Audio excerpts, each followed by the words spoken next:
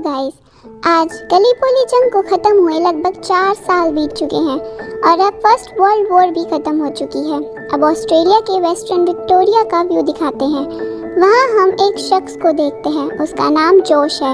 वो एक किसान है और साथ ही एक वाटर डिवाइनर भी। वो डाउसिंग टेक्निक से मदद से ज़मीन में से पानी की खोज करता है। डाउसिंग एक उपकरण होता है जिसका आविष्कार पानी खोजने के लिए किया गया था। उस वायर से एक रेडिएशन सी निकलती थी जिसकी मदद से पानी की खोज आसानी से की जा सकती थी। इसके बाद वो अपने घर जाता है जहाँ उसकी पत्नी एलिसा रहती है। वो देखता है एलिसा अपने बेटे के जूते को पॉलिश कर रही है। जोश के 3 बेटे थे, एडवर्ड, हेनरी और ऑथर, जो 4 साल पहले गलीपोली जंग में मारे गए हैं।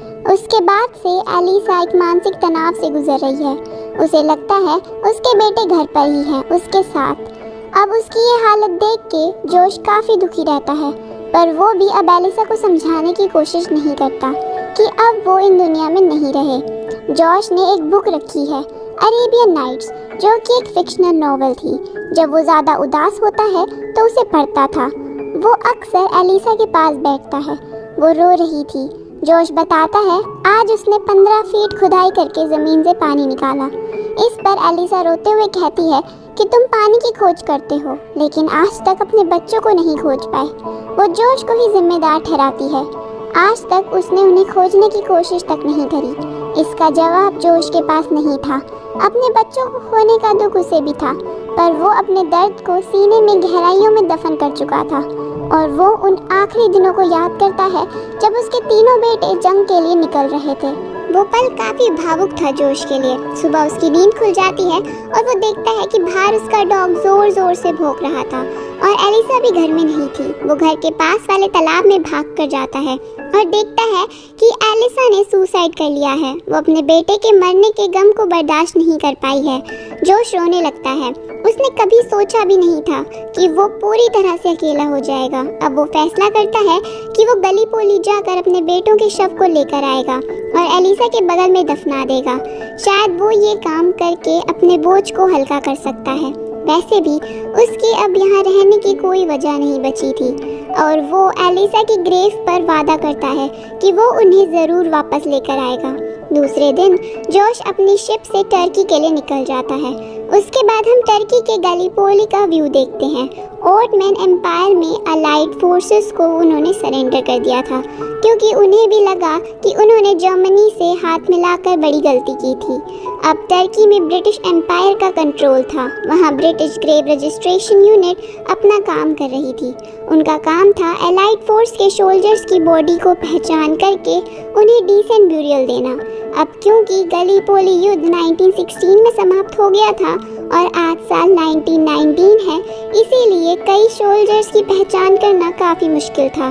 जो ब्रिटिश सोल्जर का जनरल है उसका नाम कैप्टन साइरल है। वो ही इस काम को लीड कर रहा था और वहाँ ओटमैन एम्पायर का जनरल भी आया था जो इस काम में उसके साथ देने वाला था। उसका नाम मेजर हसन है।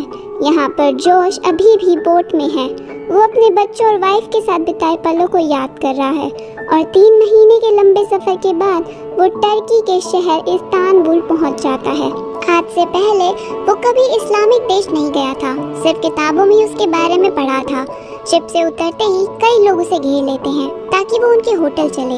उनमें एक छोटा बच्चा भी था, उसका नाम ओरहान है। वो जोश के पीछे लग जाता है कि वो उसके होटल चले। उसका काफ़ी खूबसूरत होटल है लेकिन वो ओरहान को मना करता है उसे कहीं नहीं जाना। पर ओरहान भी काफ़ी ज़िद्दी था। वहाँ पर जोश एक ऑफिसर से मिलता है और बताता है कि उसे गलीपोली जाना है, पर वो ऑफिसर कहता है कि वहाँ पर किसी को भी जाने का परमिट नहीं है। तुम इस बारे में ब्रिटिश ऑफिसर से बात कर सकते हो। अब यहाँ पर तभी ओरहान उसका बैग लेकर भाग जाता है और जोश उसका पीछा करने लगता है। ओरहान अपना होटल के बाहर आकर रुक जाता है। यहाँ पर जोश बहुत ज़्यादा गुस्से में था। वो उससे अपना बैग छीन लेता है। वो बताता है कि यही मेरा होटल है। जोश सोचता है कि इस बच्चे की बात भी ठीक है, वैसे भी उसे किसी न किसी होटल में तो रुकना ही होगा, क्यों ना इसी में रुक जाए। ओरहान भागकर अंदर जाता है और अपनी माँ को बताता है कि वो कस्टमर को ले आया है। उसकी माँ का नाम आयशा है। उसे लगता है जोश इंग्लैंड से है, पर वो बताता है कि मैं ऑस्ट्रेलिया से हूँ। आयशा बताती है कि उसके पास एक भी कमरा खाली नहीं है। वो सिर्फ इंग्लैंड के टूरिस्ट को ही ठहराते हैं। पर तभी वहाँ पर ओमर आ जाता है। ओमर ओरहान का अंकल है। ओरहान के पिता गलीपोली जंग में शहीद हो गए थे। ओमर उसे होटल में रुकने की इजाज़त दे देता है। ओरहान उसका बैग ले जाकर रूम में रख देता है। जोश कहता है कि कल तुम मुझे वॉर ऑफिस ले चलोगे, उसके बाद ही मैं तुम्हें पैसे दूंगा। ओरहान मुस्कुराकर कहता है कि वो उसे ज़रूर ले चलेगा। जोश के चेहरे पर भी मुस्कान आ गई थी, क्योंकि उसे ओरहान में अपने बेटों का बचपन दिख रहा था। आयशा के पिता भी वहीं रहते हैं। सुबह वो जोश के कमरे में टावल ले जाती है। वो उसे ओरहान की तारीफ करता है। तभी बाहर से अजान की आवाज़ आने लगती है।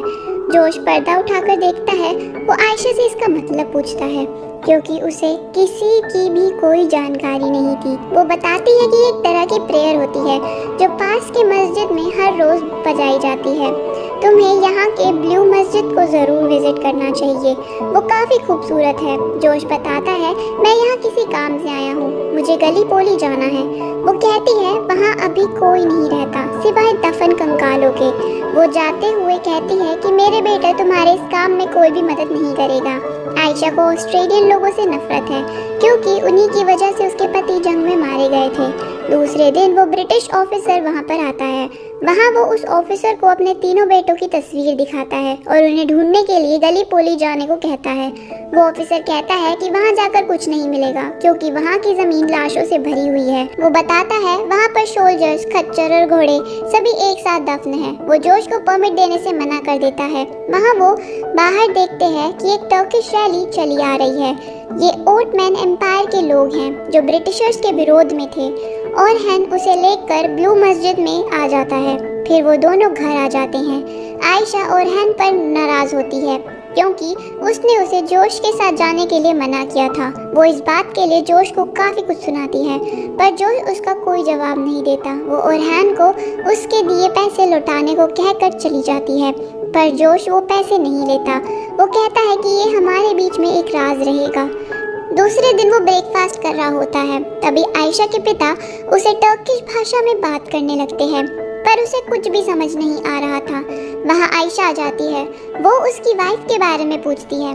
वो बताता है अब वो इस दुनिया में नहीं है और अपने तीनों बेटों को भी जंग में खो चुकी है। आयशा को उसके लिए काफ़ी दुख होता है, क्योंकि उसका बर्ताव भी जोश के प्रति काफ़ी रूखा था। वो कहती है तुम पेपर्स के बिना गलीपोली नहीं जा सकते।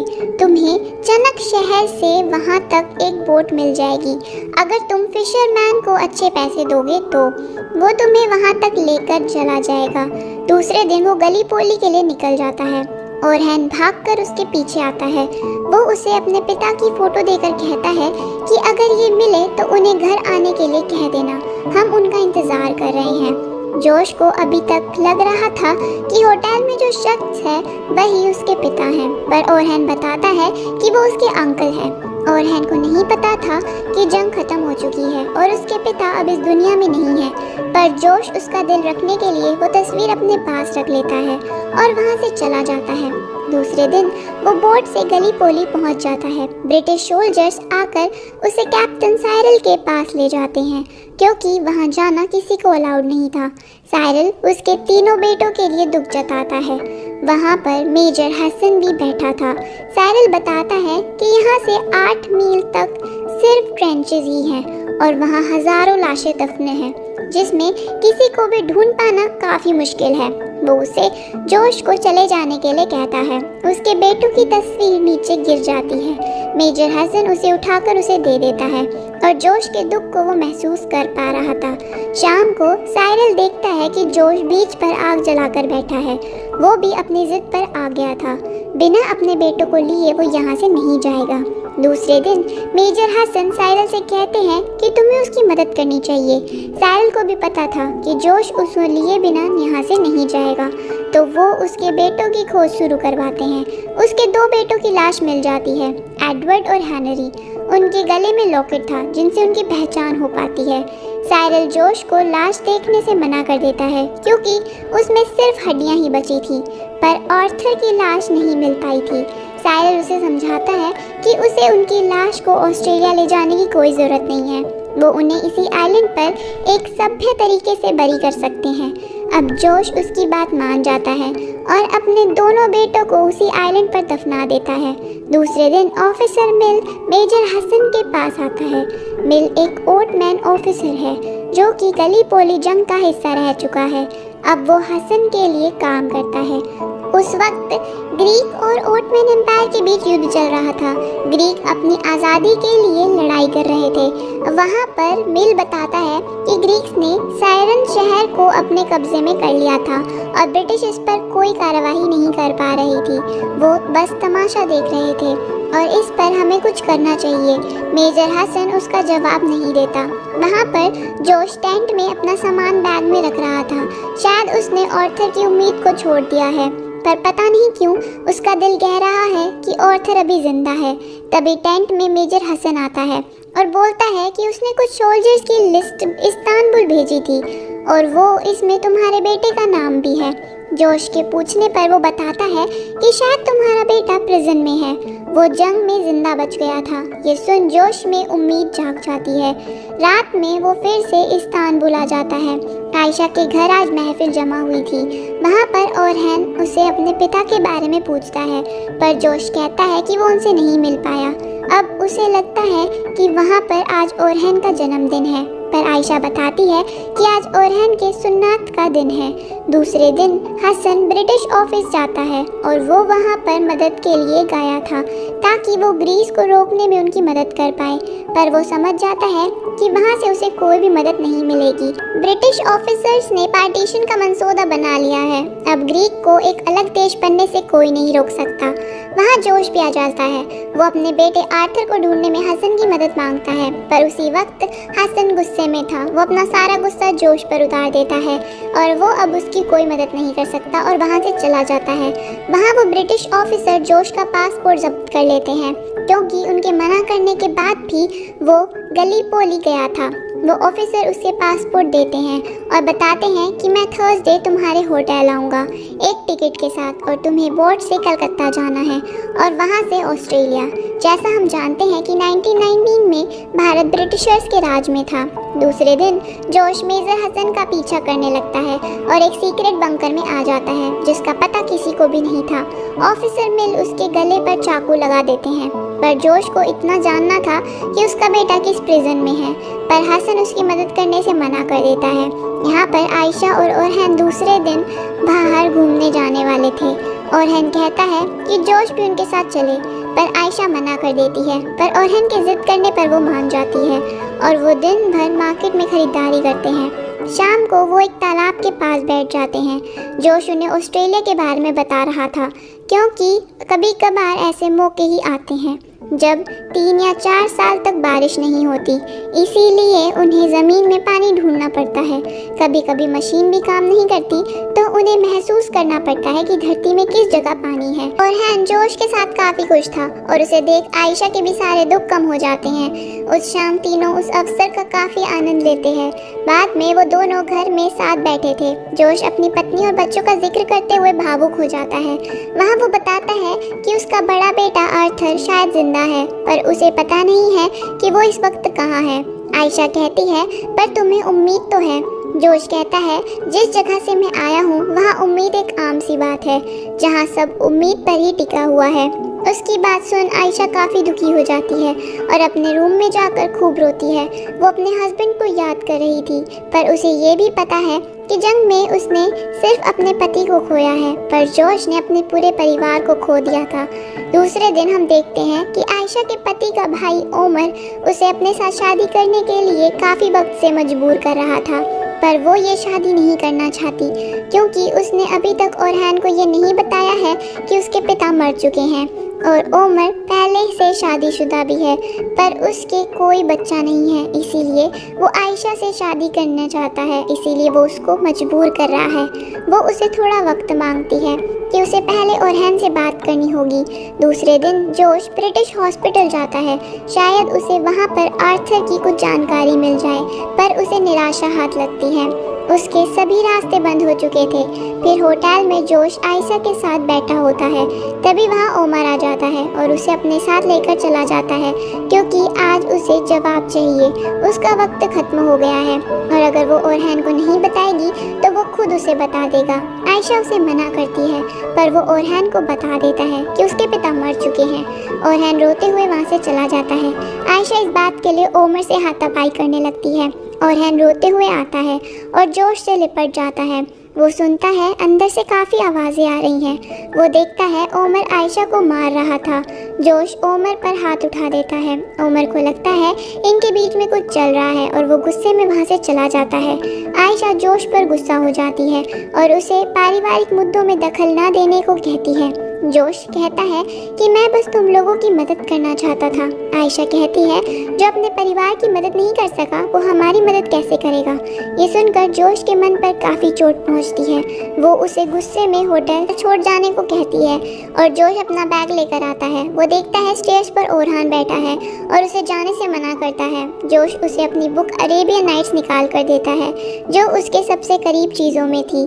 अब यहाँ पर वो बाहर आ जाता है। तभी ओमर कुछ लोगों के साथ उस पर हाथापाई करने लगता है। वहाँ ऑफिसर मिल अपने कुछ आदमियों को लेकर आते हैं और ओमर को रोक देते हैं। वहाँ पर मिल उसे लेकर हसन के पास जाते हैं। हसन बताता है कि तुम्हारे बेटे को शायद एफन्यून प्रिजन में ले जाया गया था, पर वो अंदाजे से कह रहे थे, उसे पूरा यकीन नहीं था। हसन बताता है कल हम ईस्ट से अंकारा की तरफ सफ़र करने वाले हैं। मुस्तफ़ा कमेल एक बड़ी आर्मी खड़ी करने वाला है जो मिलकर ग्रीक सोल्जर्स का मुकाबला करेंगे। रात को हसन ने एक छोटा सा जश्न रखा हुआ था। जोश के पूछने पर वो बताता है कि ये जश्न टर्की के भविष्य के लिए है। उस रात दोनों ने काफ़ी बातें करते हैं।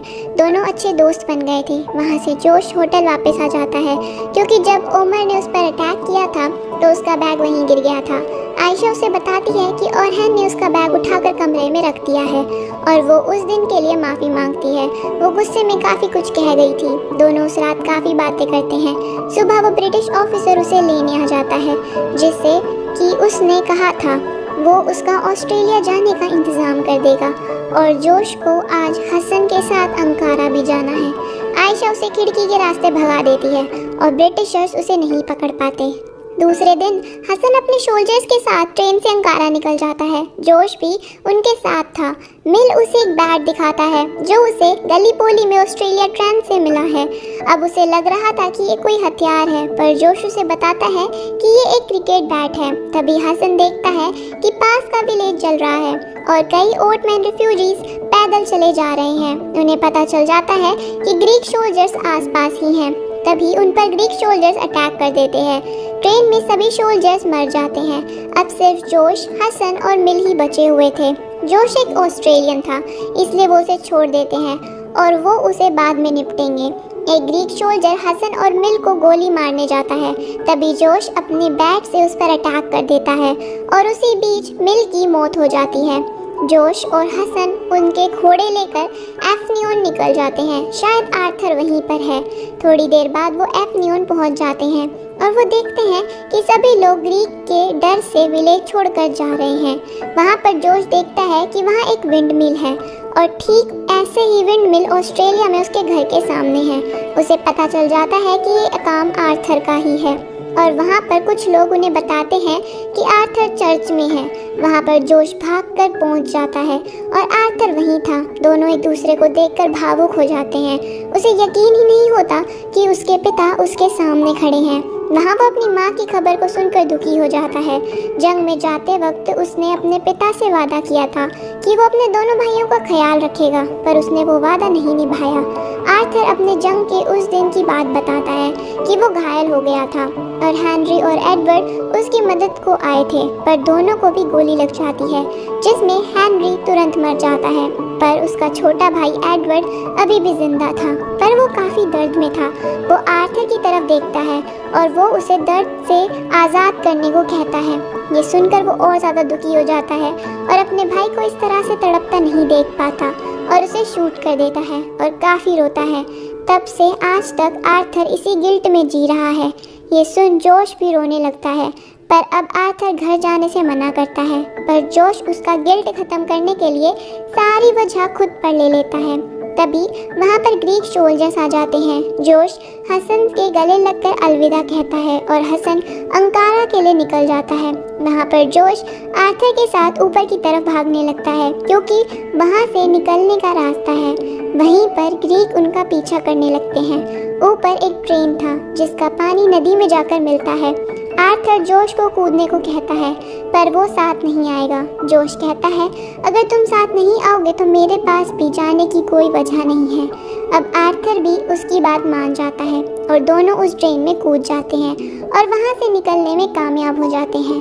दूसरे दिन जोश आर्थर को लेकर होटल आता है और हैन उसे देख काफ़ी खुश होता है। वो बाहर जाकर बैठता है। आयशा उसके लिए कॉफ़ी लेकर आती है।